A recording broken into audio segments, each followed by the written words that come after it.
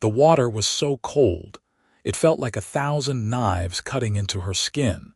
And Josephine Novak knew she was going to die in these churning rapids if she did not find something to grab onto soon.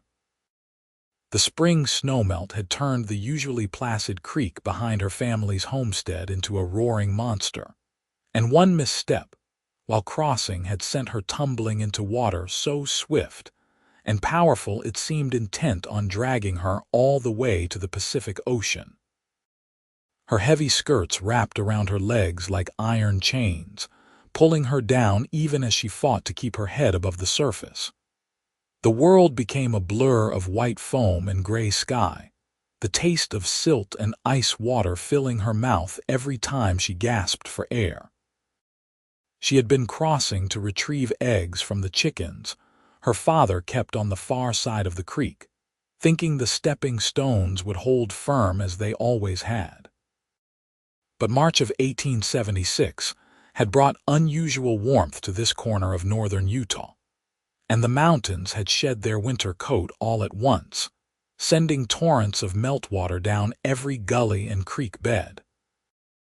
The stones she had relied on for 20 years had vanished beneath 2 feet of rushing water, and the current had been stronger than anything she could have imagined. Now she spun and tumbled, catching glimpses of cottonwood trees and red rock cliffs as the creek carried her away from everything she had ever known. Her lungs burned. Her fingers were already going numb. She tried to grab at branches that rushed past, but they slipped through her grip or broke off in her hands. The roar of the water filled her ears until she could hear nothing else, not even her own screaming. Then she heard something different beneath the water's thunder. A sound that might have been her name, shouted from somewhere downstream. She could not be sure. Everything was chaos and cold, and the growing certainty that this was how her story would end, drowned in spring runoff at 20 years old with so much left undone and unsaid. The creek bent sharply to the left, and she was thrown against a partially submerged log that knocked the wind from her lungs. She managed to wrap one arm around it, clinging desperately, but the pressure of the current was tremendous, and her fingers could not hold. The log itself was moving, grinding against the creek bottom, and within seconds it broke free and she was tumbling again, this time even faster as the creek began to descend more steeply. That was when she realized where the water was taking her. Thunder Falls. The locals called it that because you could hear it from a mile away when the snowmelt came. She had picnicked near it as a girl, marveling at the 40-foot drop where Clear Creek plunged into a rocky pool below. People had died there. Bodies had been found broken on the rocks. And she was racing toward it with no way to stop, no way to save herself. She tried to swim toward the bank, but her waterlogged dress made it impossible. She could barely move her legs. The current was too strong anyway, carrying her along like a leaf. Trees rushed past on either side, their new spring leaves a blur of green against the gray sky. She thought of her mother, who would be waiting for her to return with the eggs. She thought of her younger brother Thomas, only 16 and too young to lose his sister. She thought of all the things she had meant to do with her life and would never have the chance to do now. The roar grew louder. She could see spray rising into the air ahead, could feel the water moving even faster as it approached the falls. This was the end. She tried to pray but could not form the words. She tried to prepare herself for the impact, but there was no preparing for this. The world had become nothing but sound and speed and cold. Then she saw him. A man on horseback, riding hard along the creek bank, his horse splashing through the shallows where the water spread wide just before narrowing for the falls. He was riding downstream, keeping pace with her, and even through her terror she could see he was doing something with a rope, building a loop, preparing to throw. His horse was a big buckskin gelding that moved like it was part of the water itself, sure-footed and fast. Grab the rope. He shouted, his voice somehow cutting through the roar of the water. I am going to throw it ahead of you. Grab it and hold on. She tried to respond but swallowed more water instead. Her vision was starting to dim around the edges. She could not feel her hands anymore. But she saw him stand in his stirrups, saw him swing the lasso once, twice, and then send it flying through the air to land in the water 10 feet ahead of her. The current carried her straight into it.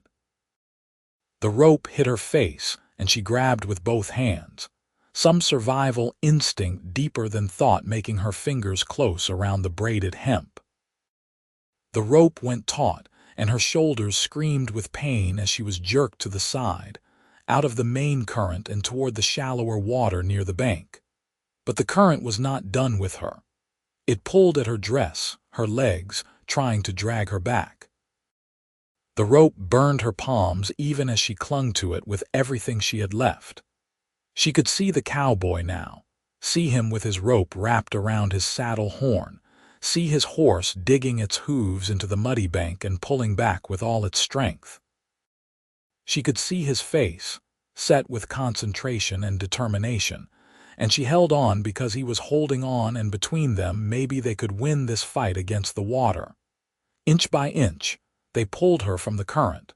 Her body scraped against rocks and submerged branches. Her dress tore. Her knees hit the creek bottom and she tried to stand but fell, and then strong hands were grabbing her arms and hauling her up onto the bank where she collapsed onto solid ground and lay there gasping and shaking and alive. Are you hurt? His voice was rough with exertion. Madam, are you injured? Can you speak? She could not speak. She could only lie there and shake and cough up what felt like half the creek. Her whole body was shaking so hard her teeth rattled. She was colder than she had ever been in her life, colder than seemed possible. We need to get you warm, he said. Can you ride? My ranch is not far. We need to get you out of those wet clothes before you freeze to death. She managed to nod. He helped her sit up and she finally got a good look at him. He was perhaps 25 years old, with dark hair plastered to his head from the spray and brown eyes that studied her with genuine concern. His clothes were soaked from the chest down where he must have waded into the water to pull her out. He had a strong jaw shadowed with a few days of stubble and a small scar above his left eyebrow. He was handsome in a rough way, but more than that, he was competent. He moved with the assurance of a man who knew exactly what to do in a crisis. Can you tell me your name? He asked, already shrugging out of his heavy coat to drape it around her shoulders. It was damp but warmer than her soaked dress. Josephine, she managed through chattering teeth. Josephine Novak. Nathan Xavier, he said. Let's get you on my horse, Miss Novak. We do not have much time. You are showing signs of serious cold. Can you stand? She tried, and her legs nearly buckled. But he caught her easily, and then without ceremony lifted her into his arms. He carried her to his horse, which stood ground tied nearby, and lifted her into the saddle as though she weighed nothing at all.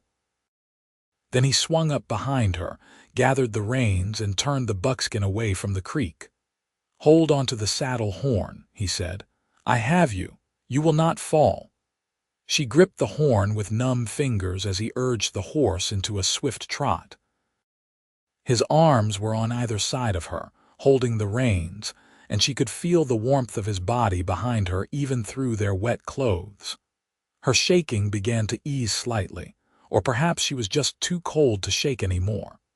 Her thoughts were scattered and strange. She kept seeing the water, feeling it pull at her. She kept hearing the roar of the falls she had come so close to going over. Stay awake, Nathan said near her ear. Talk to me. Tell me where you live. Homestead, she whispered. North of Kelton, 5 miles. That is too far. My ranch is just ahead. My sister will help you. She will have dry clothes. Stay awake, Josephine. The sound of her name in his voice helped anchor her. She forced her eyes to focus on the landscape around them.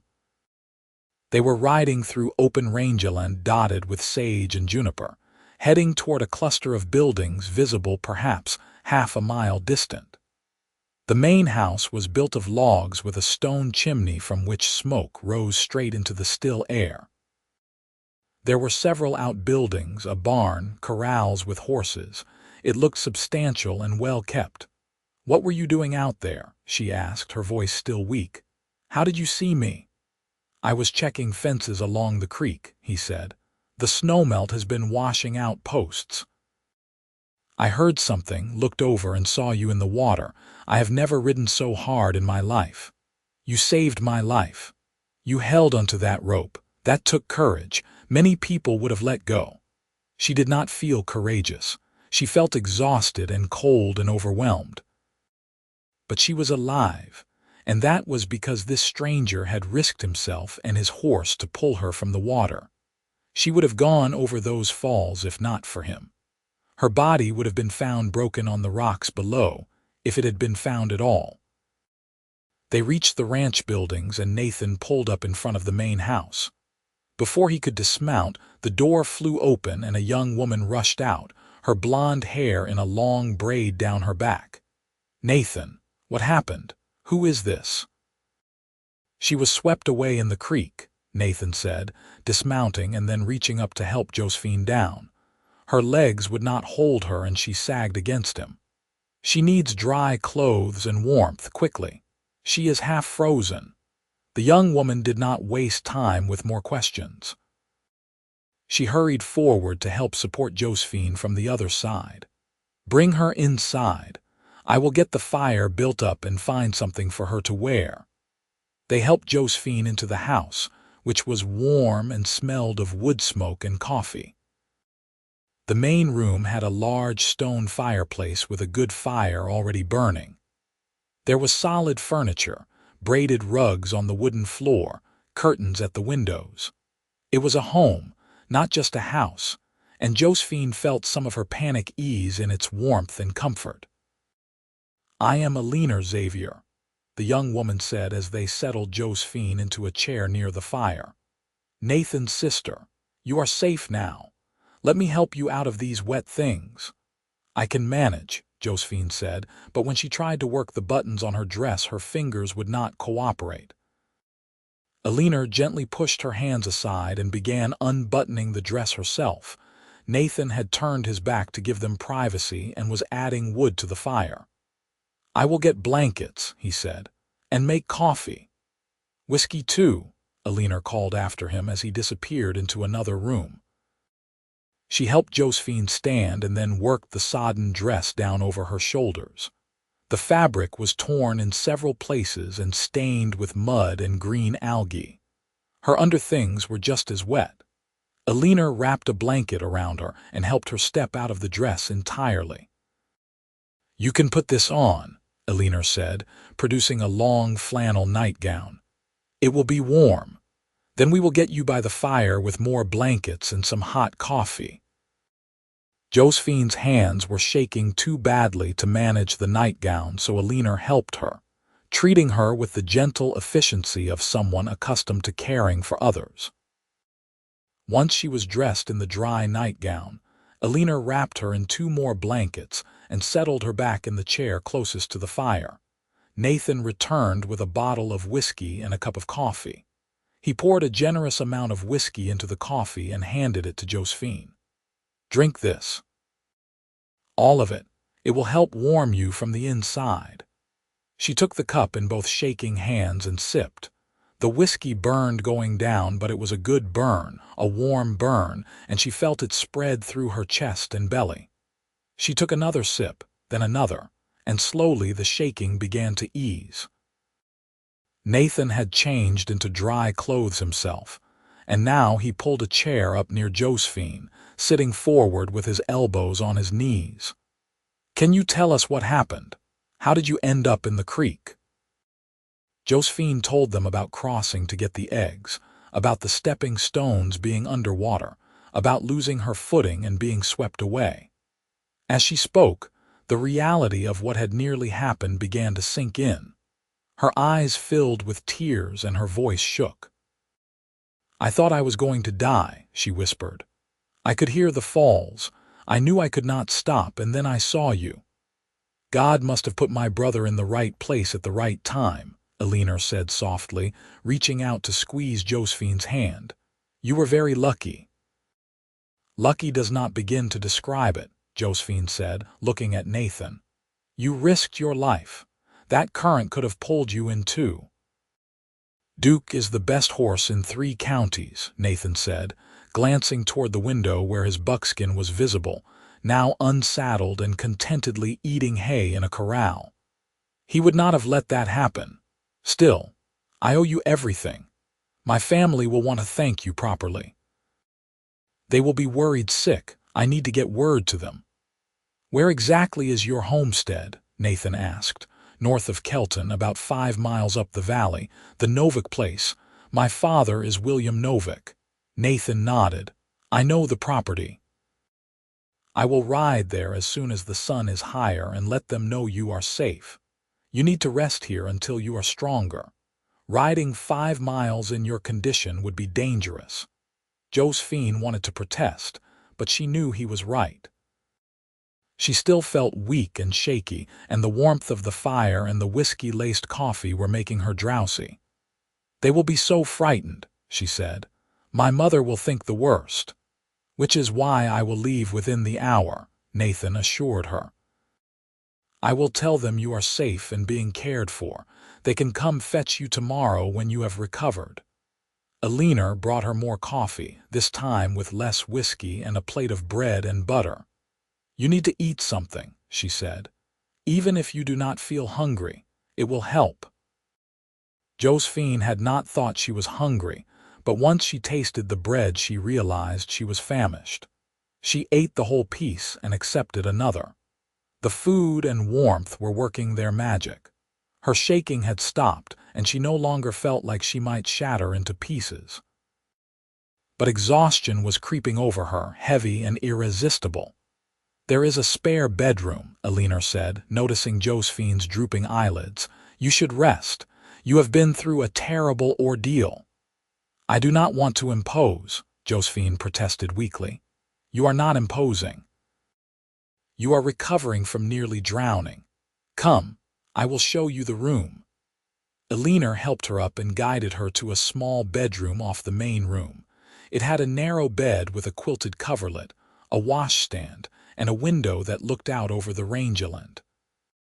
The moment Josephine saw the bed, she knew she would not be able to resist it. Sleep as long as you need, Eleanor said, helping her into the bed and tucking the blankets around her. You are safe here. My brother will notify your family and everything will be fine. Josephine wanted to thank her, wanted to say so many things, but sleep was already pulling her down into darkness. The last thing she heard was the sound of hoofbeats as Nathan rode out to carry the news to her family. And then she was dreaming of water and strong hands pulling her to safety. She woke to late afternoon sunlight slanting through the window and the murmur of voices from the other room. For a moment she was disoriented, unsure where she was or how she had gotten there. Then memory came flooding back and she sat up quickly, her heart racing. The room spun slightly and she steadied herself against the headboard. The door opened a crack and Eleanor peeked in. You are awake. How do you feel? Better, Josephine said, and she was surprised to find it was true.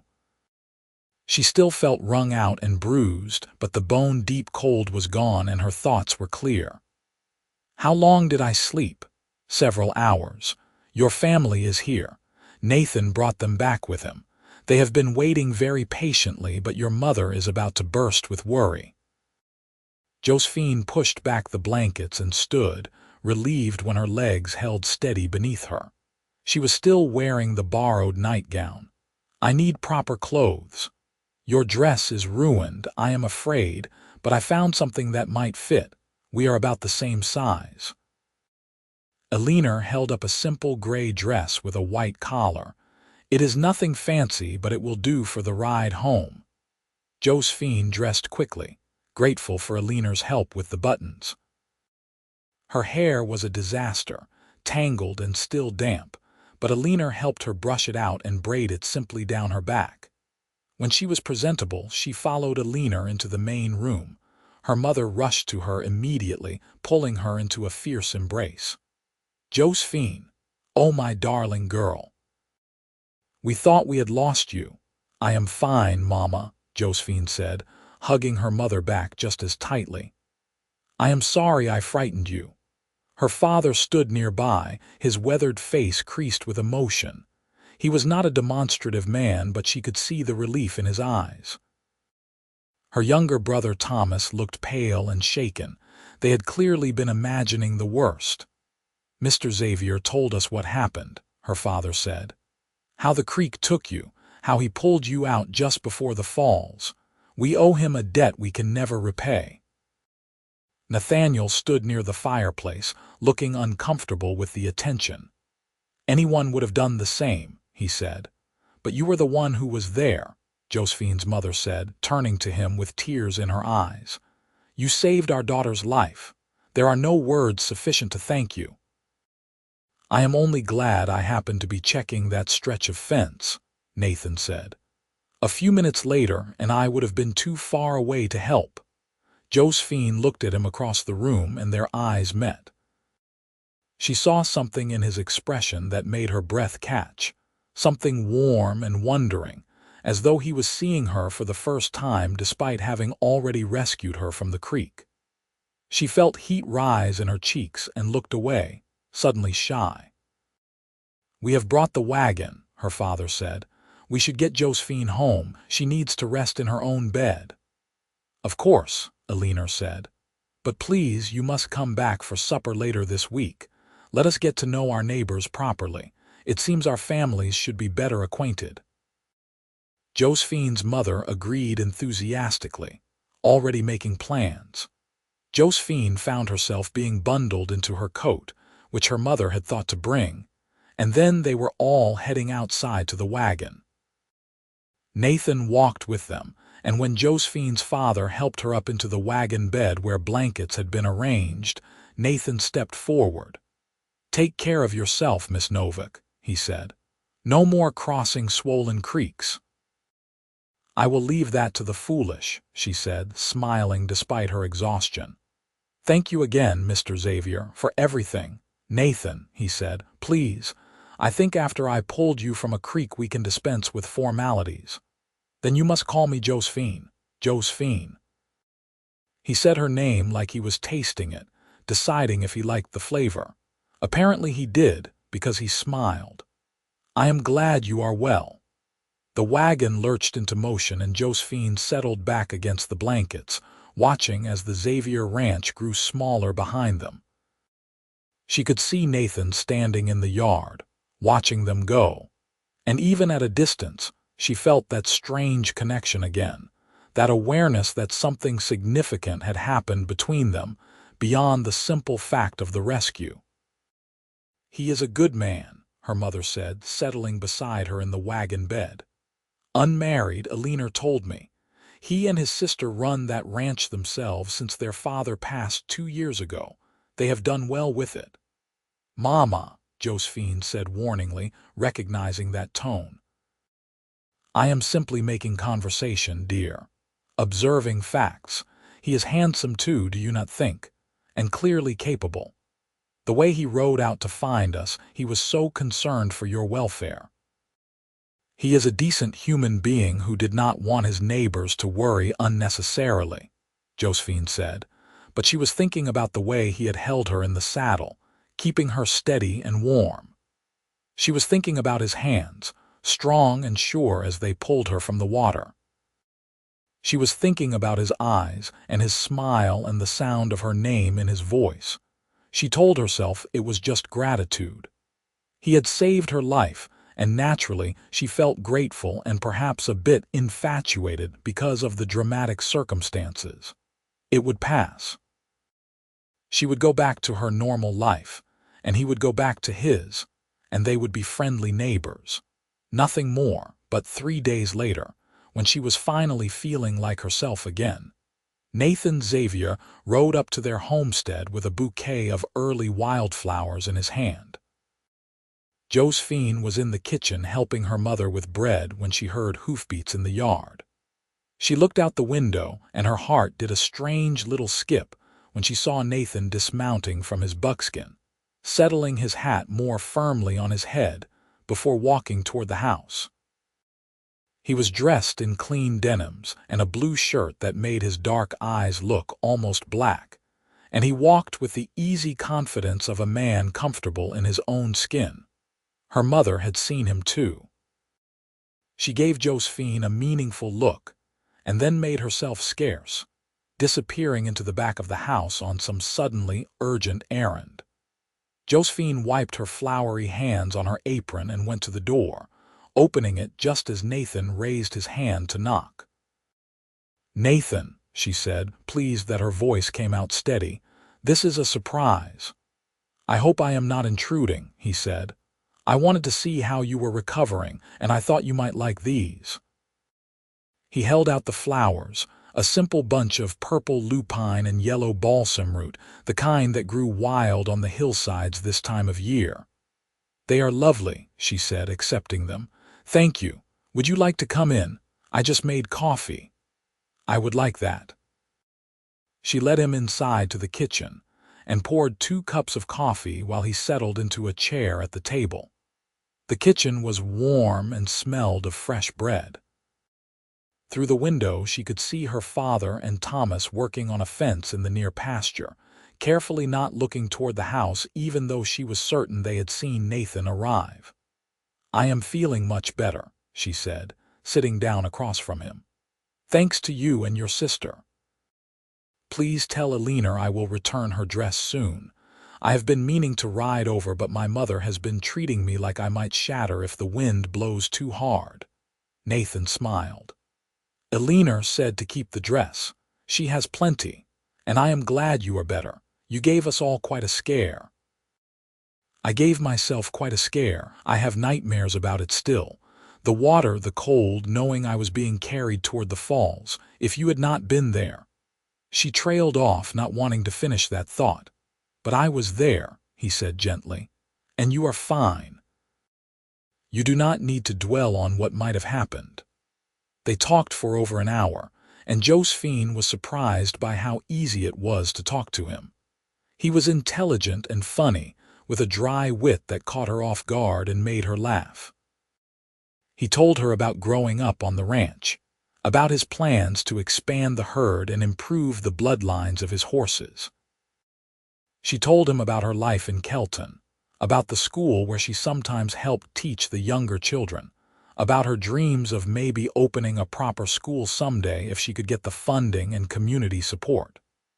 "That is ambitious," he said, but he sounded impressed rather than dismissive. "Not many women set out to do something like that on their own." "Why should only men have ambitions?" she countered. "I am good with children and I have a decent education. Why should I not use those gifts?" "You should," he agreed. "I think you would make an excellent teacher. You certainly have the spirit for it. Anyone who can hold onto a rope in a flooding creek has the determination to do anything she sets her mind to." When he finally stood to leave, Josephine walked him out to where his horse waited.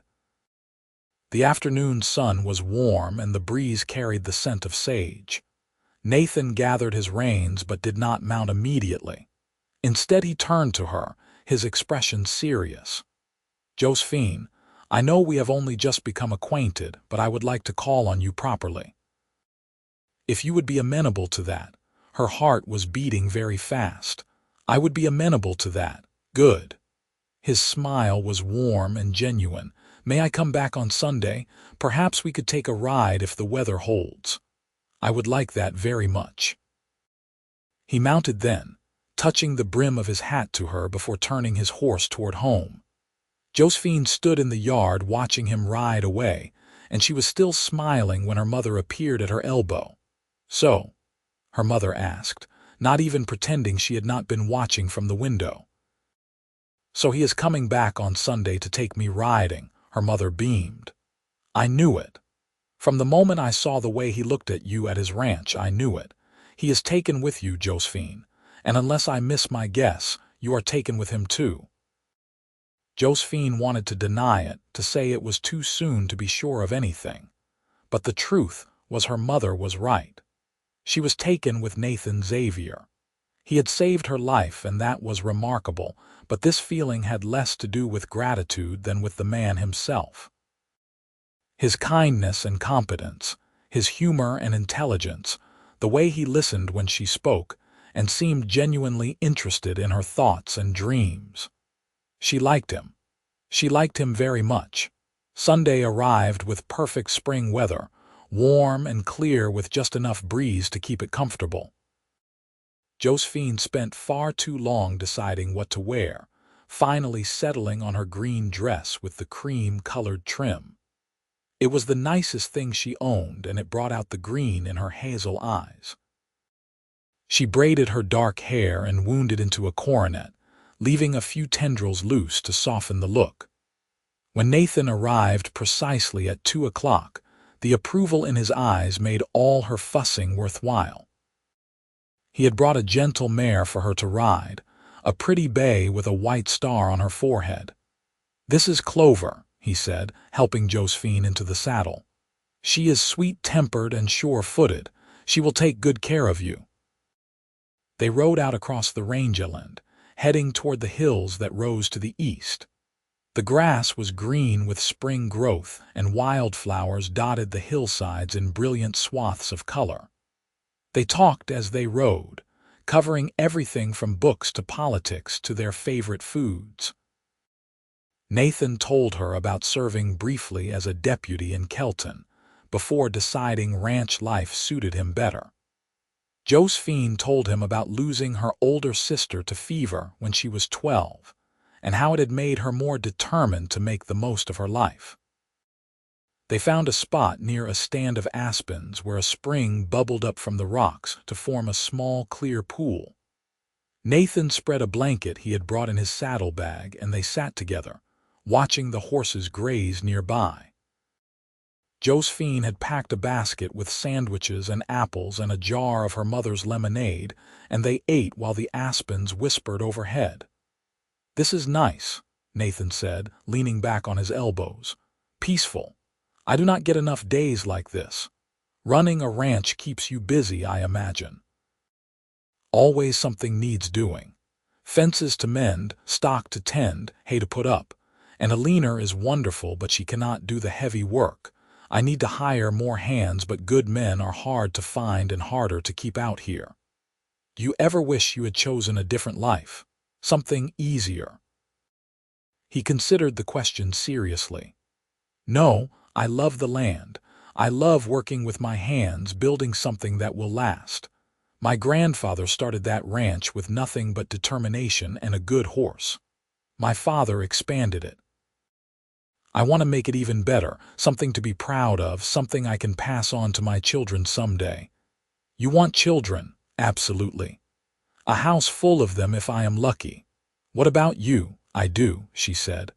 "I love children. I always imagined having at least 3 or 4. A noisy, chaotic, happy household." "That sounds perfect," he said, and the way he looked at her made her pulse quicken. They stayed by the spring for hours, talking about everything and nothing. When the sun began to sink toward the western horizon, they packed up reluctantly and rode back toward the Novak homestead. At the door, Nathan dismounted and helped Josephine down, his hands lingering at her waist. "Thank you for today," he said. "I cannot remember when I have enjoyed myself more." "Neither can I," she admitted. "May I call on you again? Perhaps Wednesday evening?" "Yes, I would like that." He smiled and touched her cheek gently, just a brush of his fingers, but it sent warmth flooding through her. Then he mounted and rode away, and Josephine stood watching until he disappeared from sight. Her mother was predictably delighted. "I can plan a June wedding," she announced over supper. "Or perhaps July would be better. July weather is more reliable. Mama, he has called on me twice." "No one is getting married." "Yet. her mother said confidently. But they will be. Mark my words. Through April and into May, Nathan came calling regularly. They took rides together, had dinners with both families, attended a dance in Kelton where Nathan proved to be an excellent dancer. They talked about their dreams and fears, their pasts and their hopes for the future. Josephine felt herself falling deeper in love with him every time they were together. He was everything she had not known she was looking for: strong but gentle, ambitious but grounded, serious but with a wonderful sense of humor. He treated her as an equal, valued her opinions, encouraged her dreams of opening a school, and he clearly felt the same about her. She could see it in his eyes when he looked at her, hear it in his voice when he spoke her name. He found excuses to touch her hand or her shoulder. He brought her small gifts: a pretty rock he found by the creek, a book of poetry he thought she would enjoy, a hair ribbon the exact color of her eyes. It was in late May, on an evening when they had ridden out to watch the sunset from a high ridge, that Nathan finally spoke the words she had been hoping to hear. They were sitting side by side on a flat rock, watching the sun paint the western sky in shades of orange and pink and purple. The valley spread out below them, peaceful and beautiful in the fading light. Nathan had been quiet for several minutes, and when Josephine glanced at him, she saw he was watching her rather than the sunset. "What?" she asked, suddenly self-conscious. "I love you," he said simply. "I think I have loved you since the moment I pulled you from that creek, but I know I love you now. You are the bravest, smartest, most beautiful woman I have ever known, and I cannot imagine my life without you in it." Her heart felt too big for her chest. "Nathan, I love you too, so much." He reached out and cupped her face in his hands, and then he kissed her. It was soft and sweet and perfect, and when they finally drew apart, Josephine was breathless. "Marry me," he said. "I know we have only known each other 2 months, but I have never been more certain of anything. Marry me, Josephine. Let me spend the rest of my life making you happy." "Yes," she whispered. "Yes, of course I will marry you." He kissed her again, deeper this time, and she wrapped her arms around his neck and kissed him back with all the love and joy flooding through her. When they finally pulled apart, both breathless and grinning, the sun had set and the first stars were appearing in the darkening sky. "We should get back," Nathan said reluctantly, "before your father sends out a search party." They rode back in the twilight, holding hands whenever the trail was wide enough for them to ride side by side.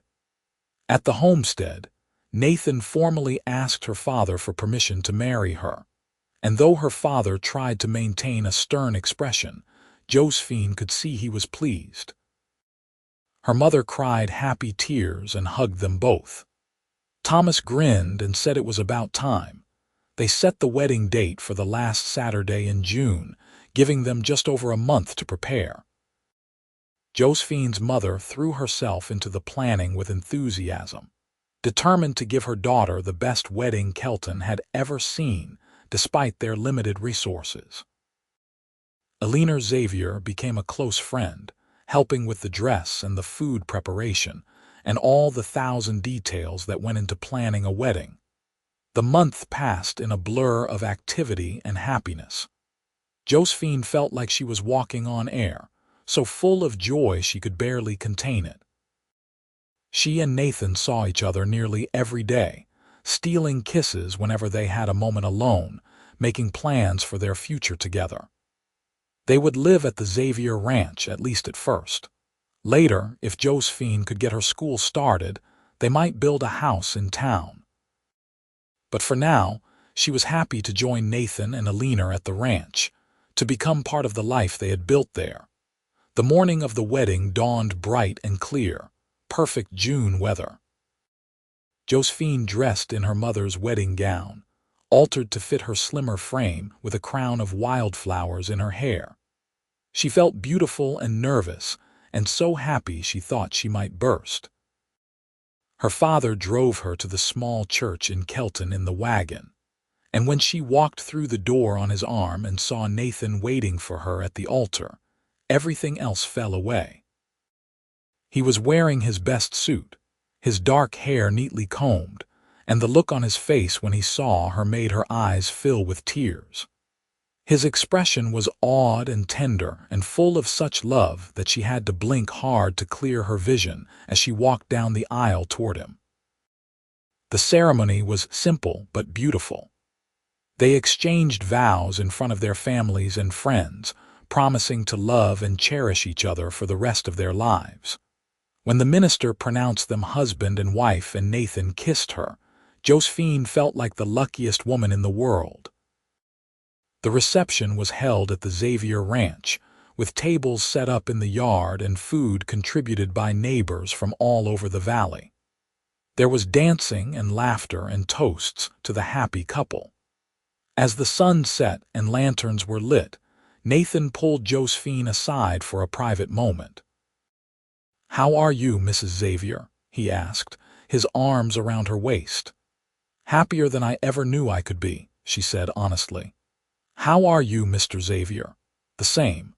I keep thinking about that day in March, about how close I came to losing you before I ever really had you. It makes me want to hold on tight and never let go." "Then do not let go," she whispered. "Hold on tight. I am not going anywhere." He kissed her then, sweet and promising, and Josephine felt the last piece of her heart click into place. This was right. This was meant to be. Whatever had brought them together, whether it was fate or chance or divine providence, she was grateful for it. Grateful for the snowmelt that had swept her away, grateful for the cowboy who had ridden downstream to catch her, grateful for every moment that had led them to this perfect beginning. Their first year of marriage was everything Josephine had hoped for and more. She settled easily into life at the ranch, working alongside Nathan and Alina to build something they could all be proud of. She learned to manage the household finances, to preserve food for winter, to tend the vegetable garden and the chickens.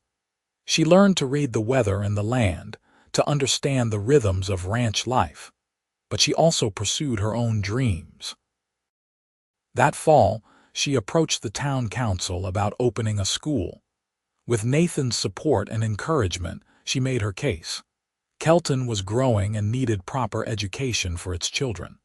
She had the skills and the dedication, and she was willing to work for modest pay. After some debate, the council agreed to a trial period. They would provide a building, a former store that had stood empty for months, and a small salary. If she could attract enough students and prove the school's value, they would continue the funding. Josephine threw herself into preparing. She ordered books and slates and supplies from Salt Lake City. She cleaned and organized the building, setting up desks that Nathan built for her.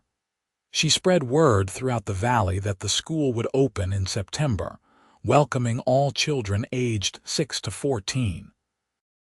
On the first day, 12 students showed up. By the end of the week, she had 18. By the end of the month, she had 23, and the town council was already discussing expanding the building.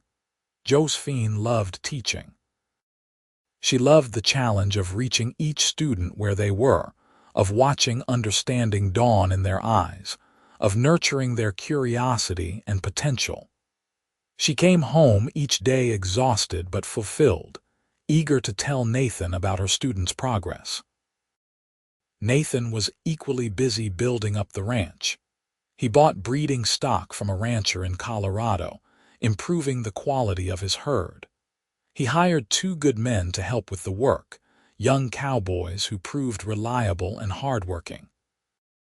The ranch prospered under his careful management, and by the time their first anniversary arrived, they were on solid financial footing. That anniversary night, Josephine had special news to share. They had a quiet dinner at home, just the 2 of them since Alina had gone to spend a few days with a friend in town. Over dessert, Josephine reached across the table to take Nathan's hand.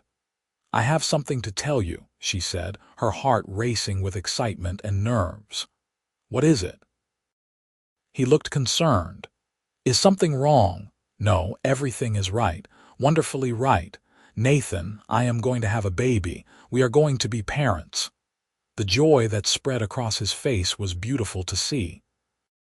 He stood so quickly his chair nearly tipped over, then came around the table to pull her into his arms. "Truly, we are having a baby, truly. The doctor confirmed it yesterday. I am about 3 months along. The baby will come in February." He held her close, his face buried in her hair. She could feel him trembling. "I love you so much," he said roughly. "You have made me the happiest man alive." "We are going to be parents," she said, the reality of it hitting her all over again. "We are going to have a family." The months of her pregnancy passed in a happy blur. Josephine continued teaching through December, finally taking leave when the weight of the baby made it too difficult to stand for long periods. Nathan hovered over her, constantly worried she was doing too much or not resting enough. Alina knitted tiny blankets and clothes, preparing for the new arrival with as much excitement as the parents themselves. In late February of 1877, on a night when snow fell softly outside the windows, Josephine went into labor. The doctor arrived from Kelton along with a midwife, and Alina stayed by Josephine's side throughout the long night, offering comfort and encouragement. Nathan paced outside the room, unable to sit still, jumping at every sound. As dawn broke over the snow-covered landscape, their son was born. He was perfect and healthy, with a strong cry and a thick head of dark hair. When the midwife placed him in Josephine's arms and Nathan sat beside them on the bed, his arm around his wife and his hand touching his son's tiny fingers, Josephine thought her heart might burst with love. "He is beautiful," Nathan said, his voice thick with emotion. "He is perfect. You are amazing. I love you both so much." "What should we name him?" Josephine asked, looking down at their son's tiny face. He had stopped crying and was looking at her with unfocused dark eyes. "I was thinking," Nathan said hesitantly, "what about William, after your father?" Josephine's eyes filled with tears. Her father had been so good to them, so supportive and kind. "William," she said. "William Nathan Xavier, it is perfect." Little William proved to be a good baby, healthy and happy. Josephine adjusted to motherhood with the same determination she brought to everything else, learning as she went. Nathan was a devoted father, coming in from the fields to hold his son and sing to him in a surprisingly good voice. Alina doted on her nephew, always available to help when Josephine needed an extra pair of hands. When William was 6 months old, Josephine began teaching again, this time bringing the baby with her to school. The students were fascinated by him and treated him like a shared treasure, arguing over who got to watch him during lessons. It was unconventional, but it worked, and Josephine was glad not to have to choose between her two passions, teaching and her family. The years passed in a rhythm of hard work and deep contentment. The ranch continued to prosper. The school thrived, and the town council voted to make Josephine's position permanent and build a proper schoolhouse. William grew into a bright, active little boy with his father's determination and his mother's quick mind. When William was 3 years old, Josephine discovered she was pregnant again. This time it was an easier pregnancy, perhaps because she knew what to expect. Their daughter was born in the spring of 1880, on a warm May afternoon when the wildflowers were blooming all across the valley. They named her Rose for the wild roses that grew near the creek, and for the pink perfection of her tiny face. Rose was different from William in temperament, quieter and more observant, but just as loved. Nathan was gentle and patient with both children, teaching William to ride and care for the horses, rocking Rose to sleep when she was fussy. Josephine marveled at the family they had built, at the life they had created together. Alina met a man, a surveyor who came through Kelton mapping the territory for the railroad. His name was James, and he was steady and kind and utterly charmed by Alina.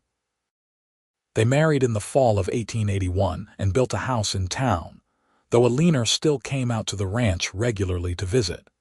Josephine was glad to see her friend so happy, and glad, too, to have the house to just her immediate family. They needed the space with 2 growing children. The school continued to be Josephine's joy. She taught for another 10 years, watching her students grow and learn and go on to lives she had helped shape. Some stayed in the valley to ranch or farm. Others left to pursue education or opportunities elsewhere. All of them carried with them the foundation she had given them, and that knowledge filled her with pride. When she finally retired from teaching in 1890, it was not because she had lost her love for it, but because she wanted more time with her family. William was 13 and Rose was 10, and they were growing so fast. She wanted to be present for these precious years, wanted to ride with them and raid with them and simply be available when they needed her. Nathan supported the decision completely. The ranch was stable enough now that they could afford for her not to work, and he understood her need to focus on their children while they still wanted their mother's attention. They hired a new teacher for the school, a young woman fresh from teachers' college who brought new energy and ideas. Josephine helped with the transition, sharing her lesson plans and her insights, and then she stepped back and let go. She found she did not miss it as much as she had feared. Teaching had been important to her, a way to make a difference, but her children were important too. William was showing interest in ranching, asking to help with more and more of the work. Rose was showing signs of artistic talent, filling sketchbooks with drawings of horses and landscapes. Josephine wanted to nurture these interests, to be present as her children discovered who they were becoming. The valley changed around them as the years passed. The railroad came through in 1892, bringing new people and new commerce. Kelton grew from a small settlement into a proper town with a hotel, a bank, several stores, and even a small newspaper. The Xavier ranch grew too, expanding to include more land and more livestock. Nathan hired a foreman to help manage the day-to-day operations, giving himself more time with his family. On a warm evening in June of 1896, Josephine and Nathan sat on the porch of their home watching the sun set over the familiar landscape. William was 20 and working the ranch alongside his father, already talking about the day it would be his. Rose was 16 and planning to attend a school for art in Salt Lake City in the fall. The nest would soon be empty, but Josephine found she was not sad about it. Her children were launching into their own lives as they should. She and Nathan would have time together, just the 2 of them again. "Do you remember the day we met?" Nathan asked, his hand finding hers. "Every detail," Josephine said.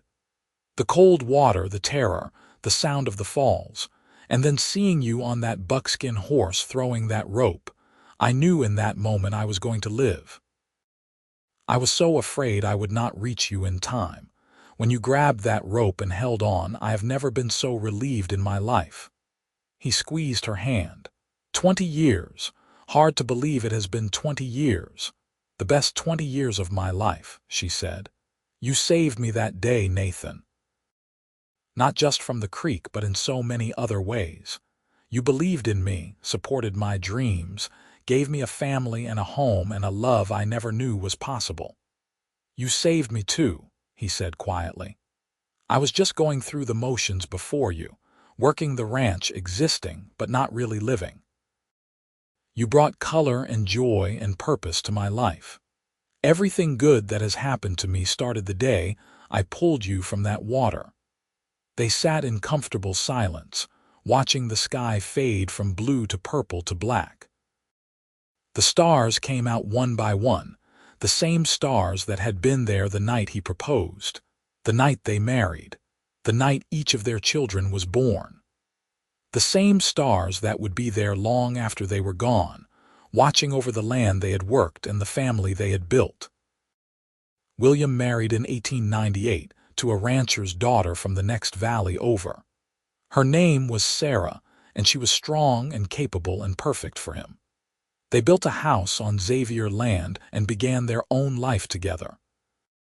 Rose returned from her art studies with a portfolio of beautiful work and met a teacher in town, a man named David who appreciated her quiet creativity. They married in 1900 in a ceremony that reminded Josephine of her own wedding, simple and heartfelt and full of joy. By 1902, Josephine and Nathan were grandparents 3 times over.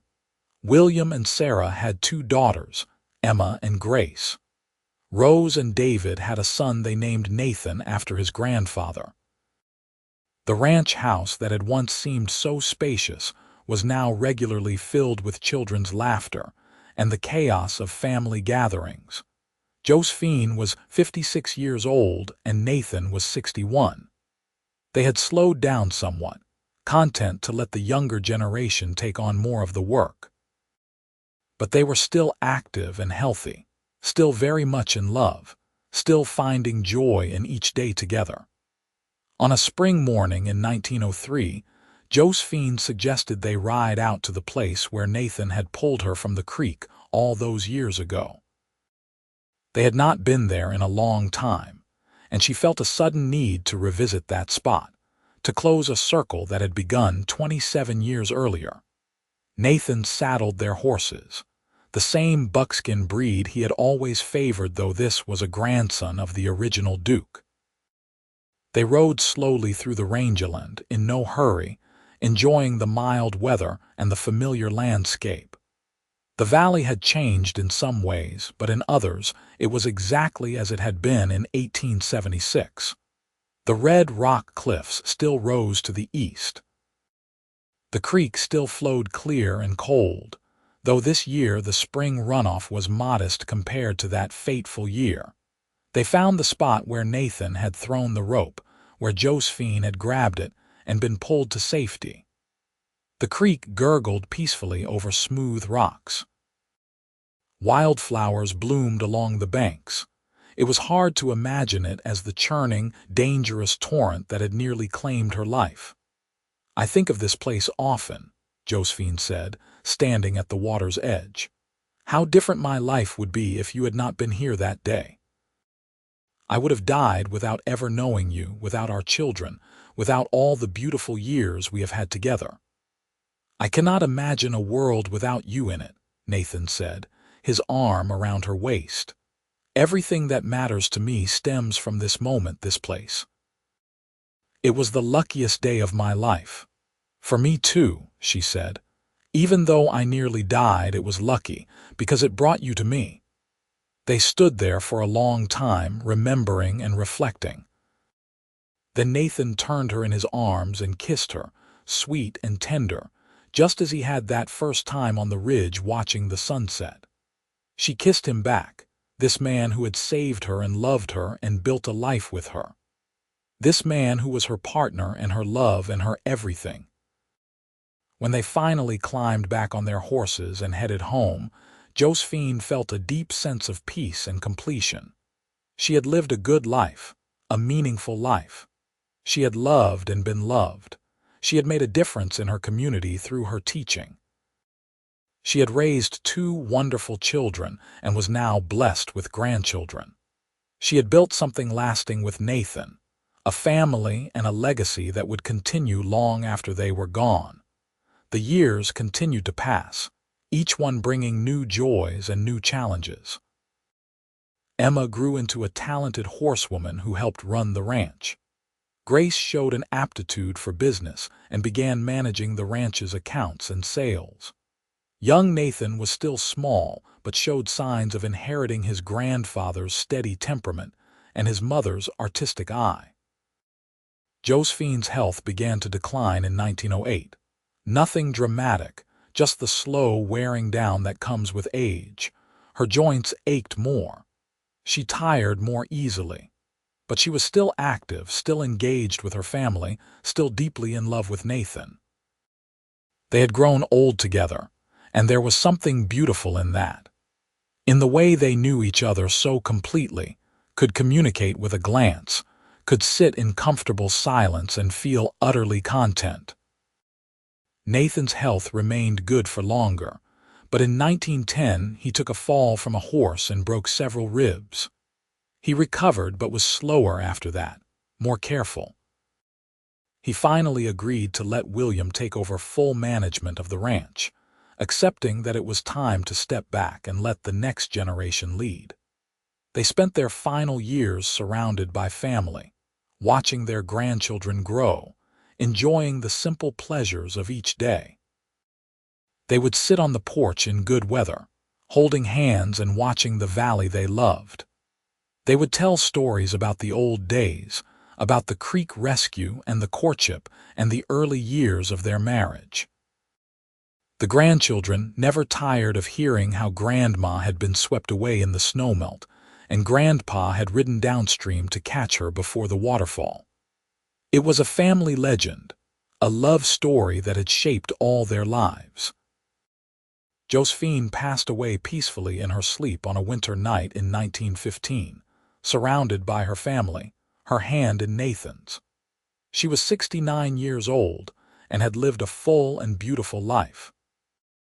Nathan grieved deeply, but found comfort in his children and grandchildren, in the legacy they had built together. He lived another 3 years, long enough to meet 2 more great-grandchildren and to see William's leadership bring the ranch to new heights of success. When Nathan died in 1918, he was laid to rest beside Josephine on a hill overlooking the creek where their story had begun. The entire community turned out for the funeral, a testament to the impact both of them had made on the valley. The school that Josephine had founded was still thriving, now housed in a beautiful brick building and serving children from all over the county. The ranch that Nathan had built from his father's modest start was one of the largest and most successful in the territory, now a state since Utah had achieved statehood in 1896. But more than the tangible legacies, more than the school and the ranch, they left behind something more precious. A family bound by love, by the example of 2 people who had found each other in the most dramatic of circumstances and had chosen every day thereafter to build a life together. Their children and grandchildren would tell the story for generations, about the spring snowmelt and the cowboy and the rope, about the love that grew from that terrifying moment into something deep and lasting and true. The creek still flows through the valley, swelling with snowmelt each spring and running calm and clear through the summer. The ranch still stands, now run by the 4th generation of Xaviers. The school still teaches children, carrying on the mission Josephine started so long ago. And on quiet evenings, when the light slants golden across the rangeland and the breeze whispers through the aspens, you can almost feel them there still. Josephine and Nathan, forever young, forever in love, bound together by a moment of danger and a lifetime of devotion. The story of how she was swept away in spring snowmelt, and a cowboy rode downstream and caught her before the waterfall became more than just a family tale. It became a reminder that sometimes the worst moments of our lives can lead to the best, that courage and quick thinking can change everything, that love can grow from the most unexpected beginnings into something that outlasts time itself, and that every ending is also a beginning, if we are brave enough to reach out and grab the rope when it is thrown to us, brave enough to hold on even when the current is strong and the outcome uncertain. Josephine had held on. Nathan had pulled her to safety. And from that single moment of connection, a whole beautiful life had unfolded. A life full of love and laughter, of hard work and deep satisfaction, of children and grandchildren, and a legacy that would endure long after they were gone. It was, in the end, the greatest love story the valley had ever known. And it all began with cold water, a faithful horse, and a cowboy who happened to be checking fence lines on exactly the right day, in exactly the right place, at exactly the right moment to make all the difference.